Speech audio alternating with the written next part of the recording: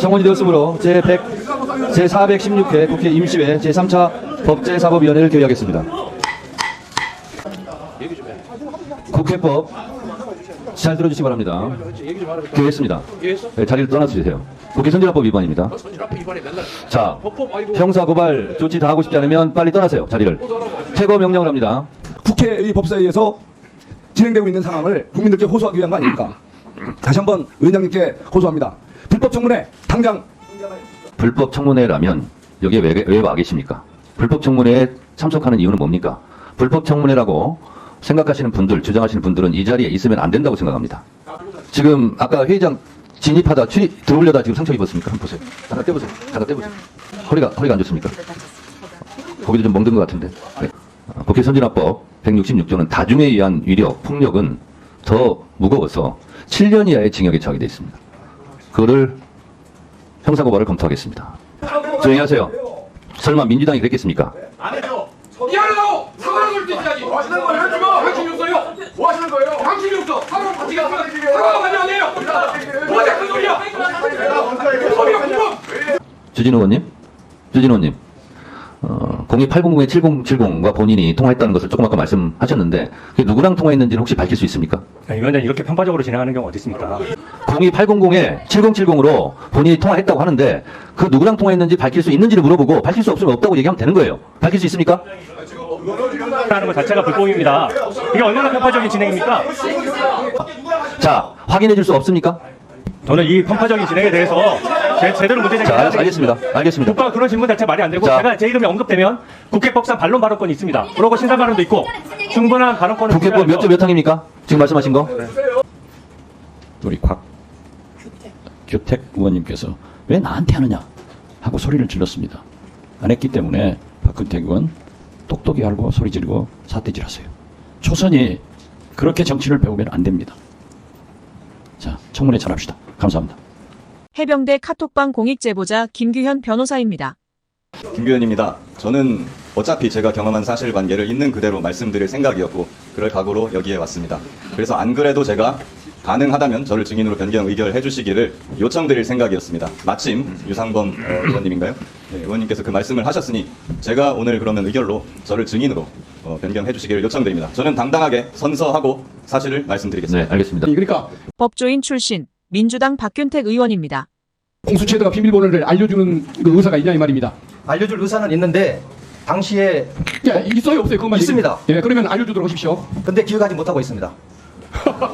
자, 그러면 참 아주 특이한 분을 만납니다. 자, 됐습니다. 뭐 어차피 동의는 안 할 줄 알았는데 금년 1월달에 휴대폰 압수수색 당한 뒤에 휴대폰을 새로 마련했겠죠? 마련했습니다. 지금 가지고 있겠죠? 네. 그 이후에 거라도 좀 우리가 정황을 살필 수 있게 휴대폰 금지하는데 동의를 해주실 수 있을까요? 동의할 수 있습니다. 그래요? 그러면은 그 휴대폰 한번 좀 제출을 좀 해주시죠 지금. 자, 그다음에 이종섭 증인에게 여쭙겠습니다. 지난번에 800-7070 누가 전화했는지 기억이 안 난다고 그러셨지 않습니까? 기억 안 난다고 답변한 적은 없습니다. 그러면은 말씀드릴 수 없다고 했습니다. 그러면 지금도 역시 말할 수가 없습니까? 네, 그렇습니다. 그러면은 7070 그 전화해선을 사용하는 사람이 누군지는 알고 있습니까? 제가 거기에 대해서 말씀을 드리겠습니다. 예. 그 이첩 보류 지시가 장관의 판단에 따라서 한 것인데, 아니 7070 전화 그 사용자가 누군지를 아시냐 이 말입니다. 그렇기 때문에 그 전화는 쟁점될 수 없습니다. 그래서 그러니까 쟁점이냐가 아니고 본인이 아냐 모르냐를 묻습니다. 장관이 대통령이건 또는 참모건 누구와 통화했는지 밝히는 것은 적절하지 않다고 저는 생각합니다. 그러니까 말 못할 사정이 여전히 있다는 네, 말씀이군요. 그렇습니다. 알겠습니다. 예. 임기훈 증인 좀 바른 대로 나와주십시오. 본인이 대통령의 경로 사실을 김규환 해병대 사령관에게 전달함으로써 이 사건의 그 문제가 발단이 되기 시작했는데 대통령의 경로 여부 지금도 밝힐 계획이 없으십니까? 제정 경험이 없습니다. 그러면 역시 보안상 역시 안보 상황입니까? 그렇습니다. 근데 우리 증인은 조선 왕조 시대의 내금위장이 아니고 민주공화국 대한민국의 공직자입니다. 본인이 충성해야 할 대상은 대통령이 아니고 국민 아닙니까? 인정합니까? 국방비서관으로서 직무 수행과 대통령님과 관련된 사항은 전부 다 국가안보 비서관은 공직자가 아닙니까? 공직자 맞습니다. 근데도 공직자로서 돌파신다 이 직무 수행과 말씀이죠? 맞습니다. 국가안보 사항 결국은 생각을 합니다. 그 군의 명예가 실추되든 말든 그 논리상 말이 안 되는 사유로 이렇게 거부하는 것이 군의 명예가 실추되는 일에 해당하더라도 나설 수 없다 이 말씀이죠? 이것이 군의 명예가 실추된다고 본인은 생각하지 네, 않습니다. 됐습니다. 예, 지금 이종호는 그 도이치모터스 주가 조작 사건에서 김건희 여사의 주식 계좌를 관리해줬던 인물입니다. 알고 계시죠? 예, 그렇게 알고 있습니다. 김건희 여사와 이종호의 그 관계, 이종호가 평소 발언했던 내용을 알고 있지 않습니까? 예. 구명로비, 임성근 사단장의 구명로비에 관여를 했고 사성장군 만들기 이 프로젝트를 추진했던 거 들으셨죠? 그렇게 들었습니다. 녹취록도 우리 나와 있지 않습니까? 예. 그리고 이종호는 그 임성근 사단장에 대한 사성장군 만들기를 떠나서 조모 경무관을 치안감으로 만들어주려고 노력했던 것도 알고 있죠. 사후적으로 알게 예, 됐습니다. 서천 대화 내용에 그 얘기가 나오는 거죠. 예. 한 번은 녹취록에 보면 삼부에 관한 얘기가 나옵니다.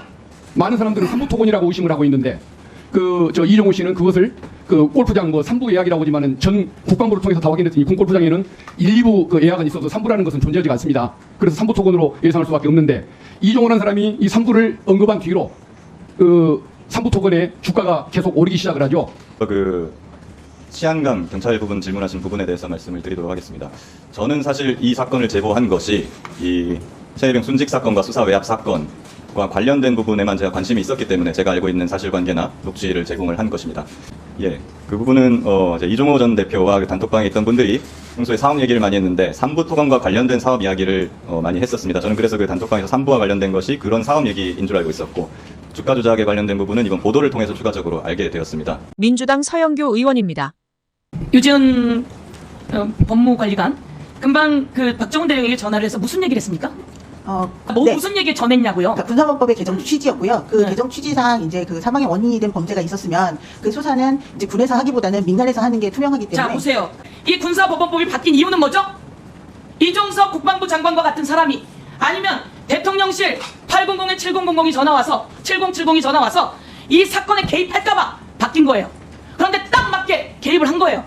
이종석 장관이 전화를 받고 전화를 7070으로부터 받고 이첩을 보류시키는 거죠.